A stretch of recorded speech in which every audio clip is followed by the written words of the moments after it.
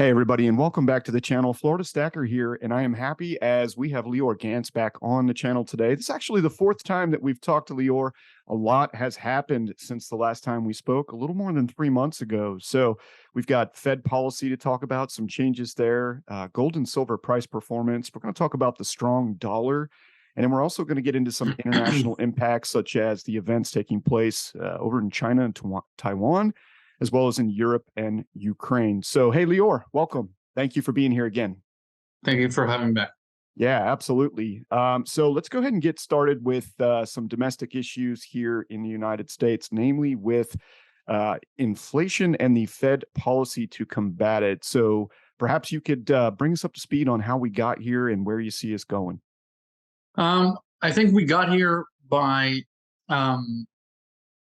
not and before I completely go over this, we got here by accident and by not paying attention earlier. But I see a lot of talk out there that this is deliberate, that the Fed knows that that it's crashing the markets, or that they wanted inflation. The kind of the image of the Fed as this evil entity that does everything deliberately to crash markets or to create inflation or to help the rich, you're giving them too much credit, way too much credit. I can tell you that I've spoken to former Fed officials and everything like that. Most of them are career economists. Most of them have nothing to do with like big banks, or they don't come from like corporate America, etc. So just try to understand that they make a lot of mistakes as an institution, because they are always and they even say it, they always are data dependent, meaning that they act after the fact. Whereas you and I, in our private lives, we can decide something in advance. Like, we can see trouble looming. Let's say you have a daughter and you know that next week there's a party and you don't want her to go to that party. You may preempt that by taking her somewhere else that day, so she doesn't even have an opportunity to go to that party. The Fed doesn't work that way. The Fed is like a father that says, you know what, you go to that party and then let's see what happens. And if that party turns out to be a disaster, then they'll solve the disaster afterwards. But they won't preempt it, because the daughter will obviously say, well, Dad, you're restricting me. You're not giving me, you're not letting me be a teenager, etc. And that's not what the Fed does. The Fed acts after the fact. And that means that they're always in some sort of either a crisis management, or if times are good, it's not because of them. It's because the daughter, in this analogy, is just not doing anything that's stupid. You know what I mean? So in a bull market, they're just there to say, okay, things are looking well, things are looking well, things are looking well, but they're not trying to see what's just behind the corner, or behind, what's next, what can go wrong. They're not in the habit of trying to stop things before. And the perfect example was 2021, when they kept on saying inflation is transitory. Even while the facts were gathering that it's not transitory, that it's structural, they kept on saying it until there was no doubt that it was not, but not before. And that is why the Fed is a problematic institution. And it doesn't mean to abolish it. It doesn't mean that not having a central bank will solve all the problems. But if you learn to understand the Fed as an institution that always acts after the fact, and sometimes a lot after the fact, and we call that term behind the curve, then you know what to expect. So I would say what happened is, for many years, you had an economy with very tamed inflation, low unemployment, and they called it Goldilocks. Goldilocks means moderate growth, but positive growth, good employment numbers, and all around a good economy.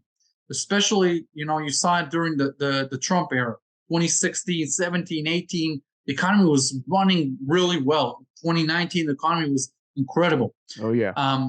So that's called Goldilocks. What happened was, sometimes there's a way to orderly unwind a trend. In this scenario, we had March 2020, and that shook up everything.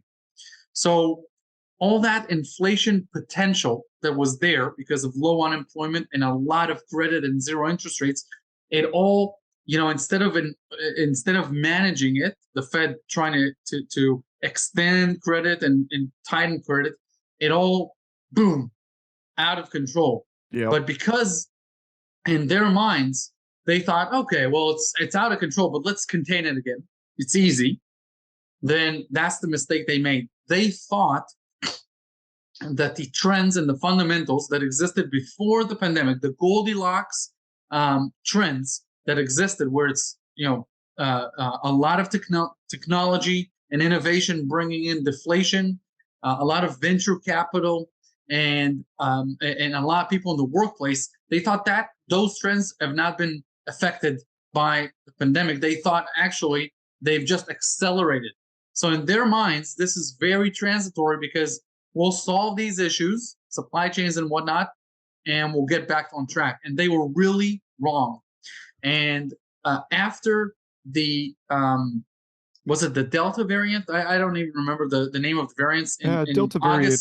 Yeah, late last fall. Yep, before the Omicron. Okay, so yep. Yes, so late the August, early September 2021. So a year ago, basically. Yep. Once that again shocked the system with closures and zero COVID policies in China, they understood, no, this is a problem. Like, we cannot keep saying it's transitory because it might be 2, 3, 4 years transitory, and that's just not the way we should face this. So once the Fed said inflation is no longer transitory, we need to change stance. That was November 4th, 2021. November 5th is when the NASDAQ hit its all-time high. So a day after Powell announces that's the end of the NASDAQ bull market that's been going on since 2009. By January, a lot of the smart money understands that it's not just words. He really means it. Like, we are really behind the curve on inflation. We need to do something. And the S&P 500 peaks on the first day of 2022. It peaks on November 3rd. On January 3rd. Late in January, Powell speaks in front of the banking committee, and then he really lets it rip. He's like, we are way behind the curve. We were wrong. Now we need to address this. So now he pounds the hammer, and that created the January panic, and then Putin's invasion of the Ukraine really changed fundamentally not inflation, but the risk factor in the economy. So not only inflation, but now there's energy crisis, war in Europe, deglobalization. It's all coming together. And then, what happened is a lot of money went back into cash. So before the show, not before the show, in your intro, you're talking about the dollar and 22-year highs. That's because smart money is either short or in cash right now, and it has been for a while. So to kind of put everything into two bottom lines. If you look at my name, it's Lior Gantz, wealthresearchgroup.com/ZERP. ZERP is an acronym for Zero Interest Rate Policies. I urge you to download this report and read it. I made it for your viewers because my analysis points to the end of ZERP. We are not going back to zero interest rate policies in America in the next business cycle. Between now and 2029, my analysis shows that we're going to go to about 4 to 4.5% on the Fed funds rate, and then we'll probably be in that area for the remainder of the decade. They will keep saying that they're data dependent, and that they're watching this, but they will just keep it in that range, in that area, and they will not be accommodative or dovish. So if you're looking at how this changes everything, it's like a weight that puts down prices of equities. Oh yeah. Okay, puts down prices of stocks, prices of real estate, and prices of bonds. Now, when the price of a bond goes down, the yield goes up. When the price of real estate goes down, yield goes up. When the price of stocks goes down, then obviously you're buying these businesses cheaper, and the dividend yield goes up. So, in essence, you're getting cheaper assets. Who is this good for? It's obviously good for new money. Who is this not good for? It's not good for retirees, Oh yeah. right? Because they need to cash out and fund their retirements. Sad time. Absolutely. So we are definitely in a reset.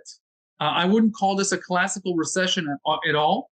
I would call this a reset. We're moving from zero interest rates to normal interest rates, and that reset is painful. That's why Powell keeps talking about pain, and it's because your paper wealth is going down a lot, and it made your mindset should be it won't come back to those levels of November 2021, perhaps for 2 or 3 more years.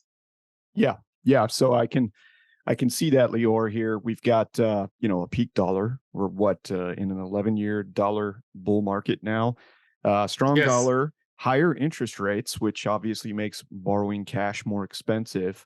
And we're also starting to see, different impacts to inflation here in the United States. Energy, obviously, still the big driver, but has come down considerably. Yet food and shelter way up. So a lot of concerns here in the United States. Can we transition, if you don't mind? Thank you for sharing that information, by the way. I will have all the links to Lior's wealth research group down in the video description section. Those are free for you to sign up and get information. Everything that he's talking about here today is available to you for free. So we're going to go ahead and talk about the dollar now and what it's doing to the market, namely as it pertains to our favorites, gold and silver, because gold and silver are not behaving as many had been led to believe most of their lives that it would, be a great inflation hedge. So can you talk to me about how the peak dollar is impacting gold and silver during this time? Yeah.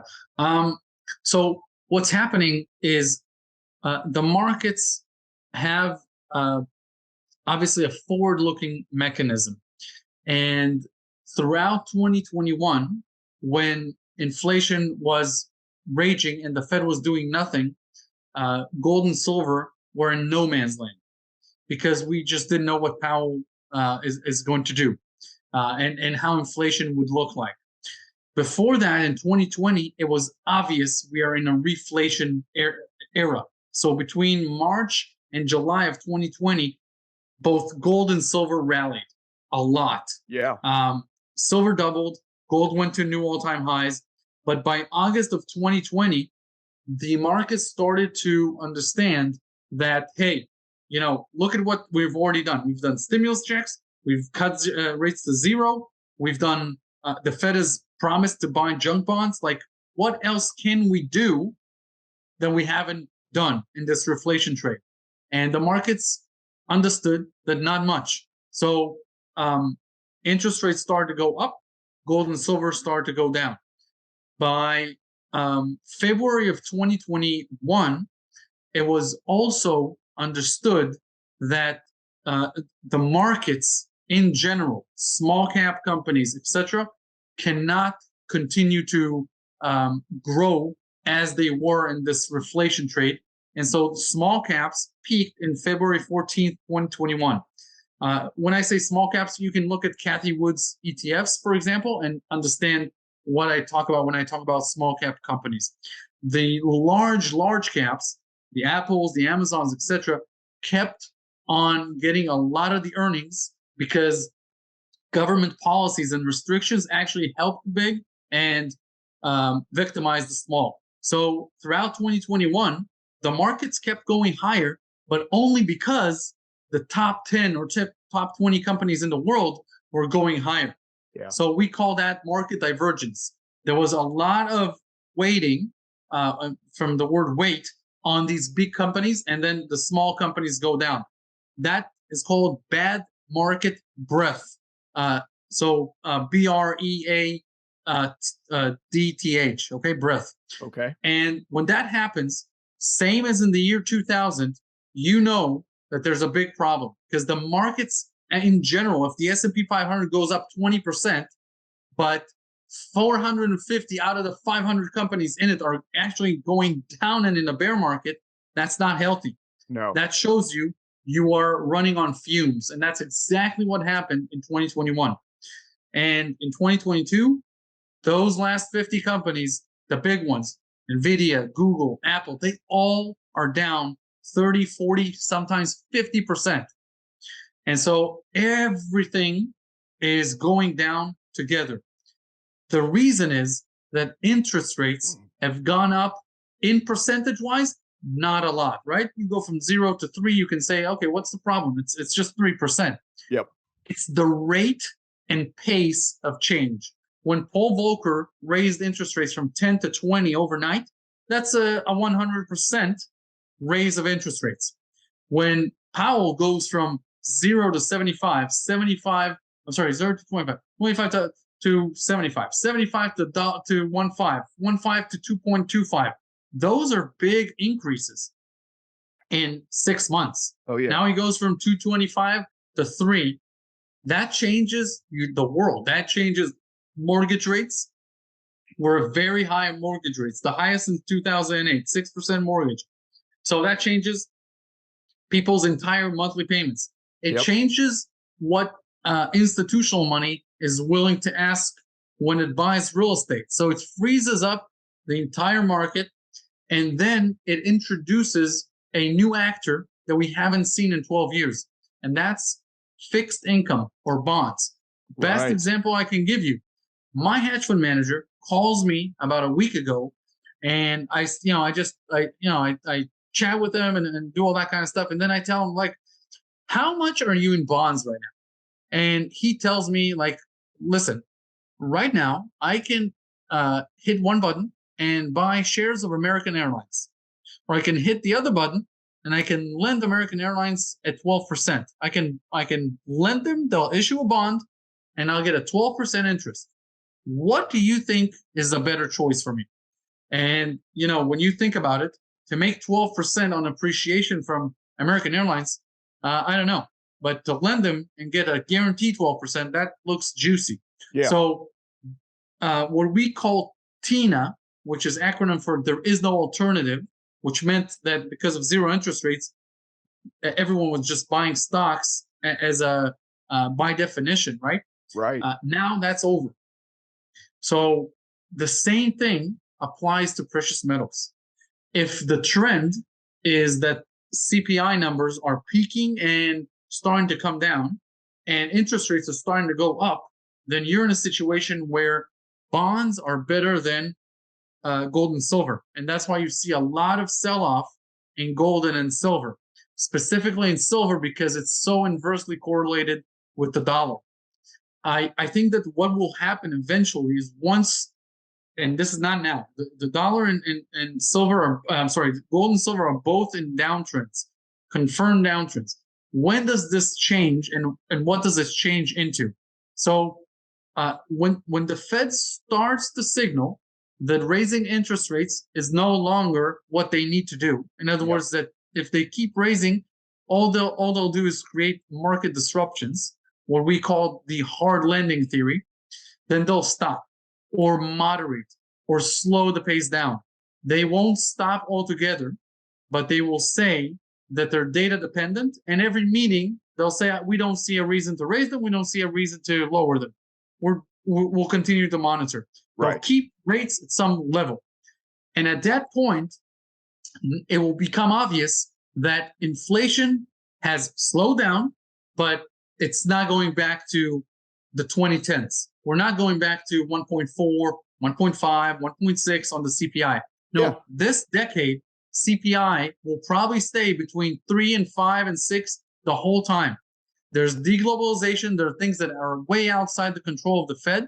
We're not in a globalized economy where they have more control. They can't influence China's policies to open ports, split, close ports, close down cities of 20, 30 million people. It's insane. So they can't help that. They can't help what's happening in Europe. We are deglobalizing. Every region has its own problems. Yep. In America, you have, like you said, you have shelter inflation. That's caused because there's a shortage of homes. So even if you're like, I'm not going to pay 6% interest on mortgages, I'll just rent.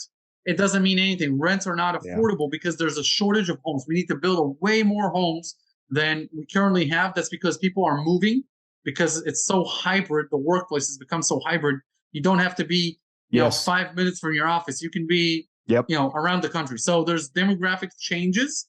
There's also 80 million millennials leaving their homes. They haven't gotten married for the most part in the last 2 years because of the pandemic. So now they're getting married. They're rushing to have kids because they're hitting their 30s.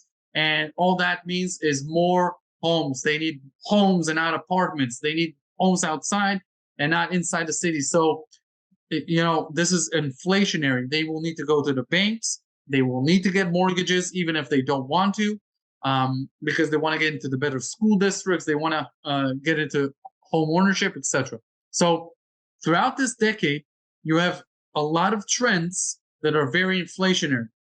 Like I said, deglobalization, inflationary. A housing boom, inflationary. Banking sector booming again, like in the 2000s, inflationary. And so all of these things tell me that once the Fed says, hey, we're done raising interest rates here, I think we got this thing under control, they'll find out that it's not under control. They will be at 4 or 4.5 on the Fed fund rates, and inflation will be at 5. You will still be in a negative interest rate environment. But because nobody knows what's going on right now, it's easier to sell, stay in cash, wait. But once the air clears, it will be something incredible. Because think about it, they've just done the most aggressive tightening since Volcker, and they're not even finished. And even after all that, they will not be able to get inflation contained and back to that 2% limit. So in my opinion, that's when the markets will start forward looking on the price of gold and silver, especially when Europe starts heading out of this crisis, and the euro will start to look better than the dollar. Oh yeah. When those two things happen, if you track euro over dollar over silver, if you plot those two since the year 2000, you will see silver and euro moves together. Oh yeah. So if the euro is strong, I'll have to check that out. If the euro is strong, silver is strong, like in the 2000s. If the euro is weak, then silver is weak. So there's a very high correlation there. The dollar is at 22-year highs compared to the euro. Very bad for silver. Right. I think, once the air clears and we move on to that other side, so between 2024 and 2029, I think that the trend for gold and silver, gold is going to hit that 2,500, 2,600 range, and it's probably going to hit a 50-to-1 ratio with silver. So within this decade, I do see silver hitting new nominal all-time highs as gold, reaches that 2,000 mark and starts to look up. All right, thanks, Lior. So just to kind of summarize that all up in my own words here, right now it's kind of a holding pattern, right? Because the Fed is continuing to react after the fact to, past data, and they're making changes, which recently have been interest rate hikes, rather frequently. Once those interest rate hikes stop, regardless of where inflation may fall at that time, because, I'm looking at inflation between 1% and 3% over the, a long period of time. That was the normal, but the new normal, like you said, could be 5-6% inflation, which means it'll take time for wages to catch up. So right now it's kind of like a low price environment for gold and silver being held down by these interest rate hikes, because other safe haven assets like bonds, CDs, high rate savings accounts, they've suddenly become more attractive as yields have increased. whereas borrowing money has, gotten to be a bit more expensive for the consumer. So now you're actually going to earn more yield by locking it up. So some competition there for gold and silver. So we really do need to wait. And as Lior said, once those interest rate hikes stop, even if it's the wrong decision, but once that announcement has been made, we should start to see prices for silver, namely, but definitely both precious metals begin to increase again as they become more favorable against potentially other fixed types of securities like CDs, bonds, et cetera. So one last thing I really wanted to talk about was kind of the, how should I word it? The potential scenarios. So we see what's going on with the Fed, and your newsletter discusses that, as well as a strong dollar versus the euro and other currencies, and the historical gold and silver performance during these Fed cycles. But what about what's going on with the supply chain, the Taiwan impact, Europe and the Ukraine war? What are those outside catalysts? How do you see those weighing in over the next few years? I'm sorry, sir. You got cut out for Oh yeah, like Lior. 20 seconds. Sorry about that network connection there. So I'm mainly concerned with the impact of China, Taiwan, and Ukraine as far as those external global influences on the market. They're kind of like the wild cards, right? It's hard to know what's going to happen. What are you seeing? Yeah. So for me, the key word is Malacca. If you don't know that region of the world, I think you really should start studying it. Just like the people that were in the know before WW2 studied Poland as the key to where World War II can commence. And if you don't know it, you can go to wealthresearchgroup.com/Taiwan. That report is 20% about Taiwan, 80% about Malacca. It's really critical to be aware of this, so that when it comes out in anywhere, you know that it's serious and you can really pay attention. So Taiwan is, we all know the problem with Taiwan. There's two problems. One, the CCP, or mainland China, believes that Taiwan is a rogue country and that it should come back to be within mainland China. And whereas the Taiwanese, they've been in their minds independent for going on 6 decades now, and their mentality is absolutely not the same as mainland China. They think they should remain an independent country. And then that's part one. Part two is that of all the countries in the world, that happens to be the most advanced country for the manufacturing of cutting-edge chips. Those chips are needed for both China's military and America's military. So both countries have a vested interest to see those plants continue on moving, because what Taiwan does is they only manufacture the most cutting-edge ones in-house. They may build factories in the United States, and they may build factories in China, but not the most super advanced ones. Those are in 12 plants scattered between north and south on the Taiwanese inland. Now, simulations and war games, etc. And believe me, I'm in Tel Aviv. We know wars. You got a little firsthand experience. Yes. So to actually go in there with a fleet and with jets and fighters, and China's not going to do it. You need 300,000 to 400,000 soldiers. You need this would be bigger than Germany trying to invade the UK. It will not happen. That's not the way to do it. They will put other sorts of pressures, and if they want to show some muscle and flex some muscles, Taiwan owns other smaller islands with sparse population or with no population at all. If they want to make if they want to plant a flag and say, just don't mess with us, they'll take one of those little islands to show their point. I think China and the United States understand that Taiwan is a problem, but the solution is not to conquer it. So they're playing chess with the South China Sea. The reason is that China exports everything into the Western world from that corridor. One of those corridors is a 1.5 kilometer strait, like the Gibraltar Straits, right? Yeah. Uh-huh. And that strait is called the Malacca Strait. That corridor is such an important chokehold that since the year 2000, the Chinese have been trying to solve that geopolitical risk that it imposes, because about, if I'm not mistaken, 2/3 of their export go through that corridor, and that is a U.S. ally. Mm-hmm. So if America wants to cut off China from the world, if you look at the South China Sea and the countries that go from north to south, they are all U.S. allies. Yeah, you got So Japan, the Philippines, South Korea, correct. quite a few. Yep. Yeah. So that, and by the way, they all allow, the American naval fleet, which is the biggest in the world. China has nothing compared to that fleet, Right. to roam those waters.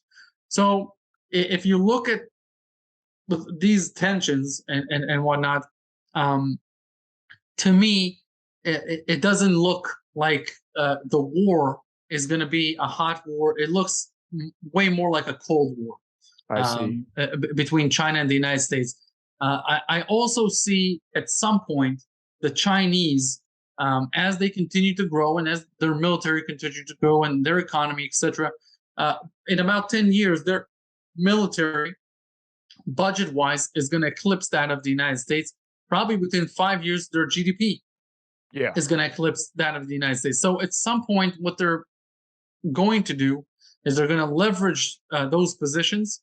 They'll probably bring their currency up to Western standards, so where they won't, blatantly manipulate their currency or devalue it on, like just they out have. of the blue. Yes, Yeah. exactly.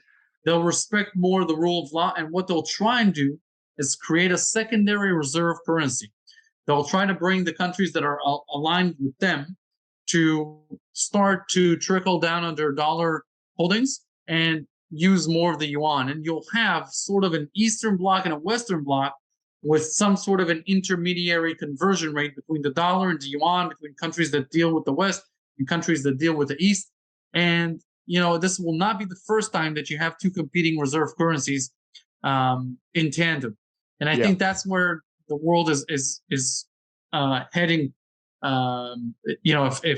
If there aren't political catastrophes that spark real problems, I think we're more in this sort of a deglobalization where the world separates into two blocks than we're heading into a hot war. The Ukraine and Russia are definitely not an example of what can happen between the United States and China. That is a very small and contained war compared to what can happen if those countries become aggravated at each other. You also have Australia. I think you should watch Australia, because Australia is it's a line in the sand to the United States. China, if it starts to be aggressive towards Australia, then America will need to come save the brother from down under, right? So yes, I think that's also the key point. So watch any talk about the South China Sea, Malacca, or the Straits of Malacca, and about Australia. I think those are the real chokeholds. Whereas Taiwan's risks are sort of understood already and are dealt with. Yeah, thanks, Lior. So along with links to Wealth Research Group, I will also do a little research myself on everything that you just talked about and provide some links down there for our viewers.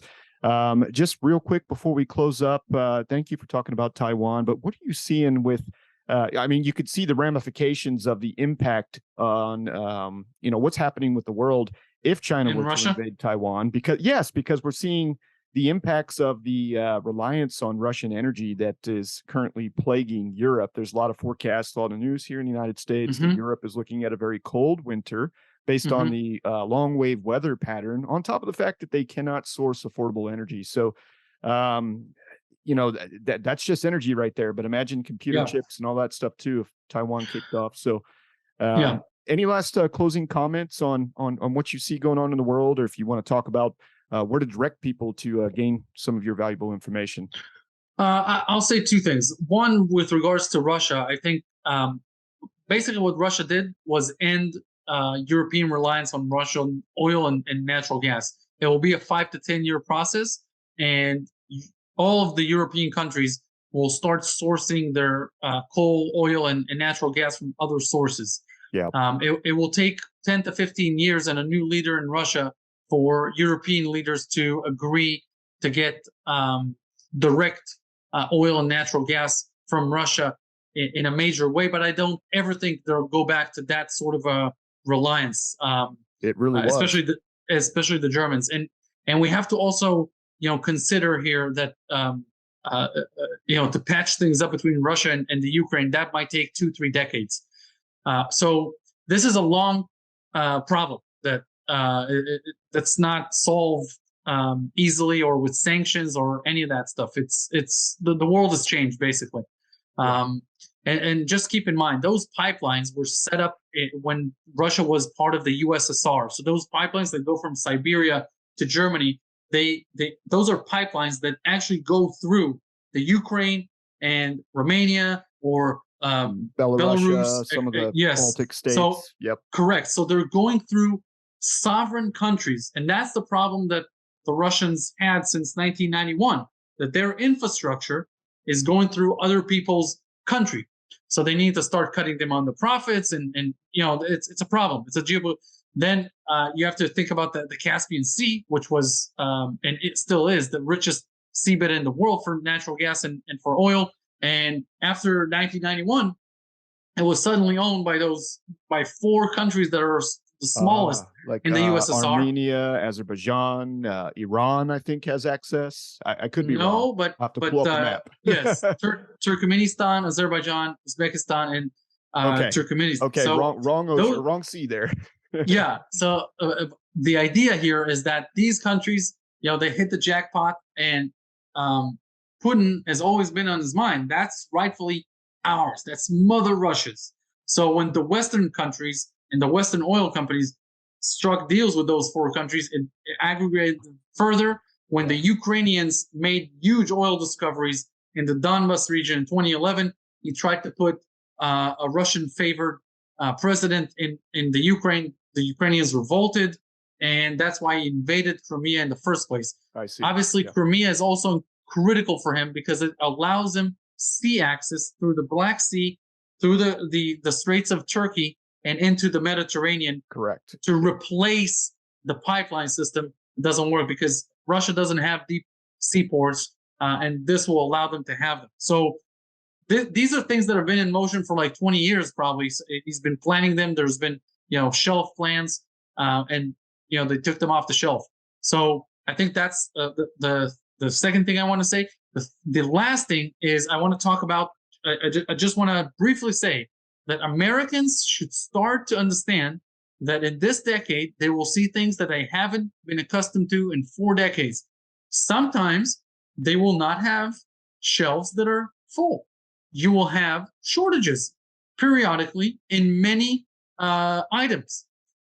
Sometimes you will have gasoline spiking, and at other times you will have other disruptions.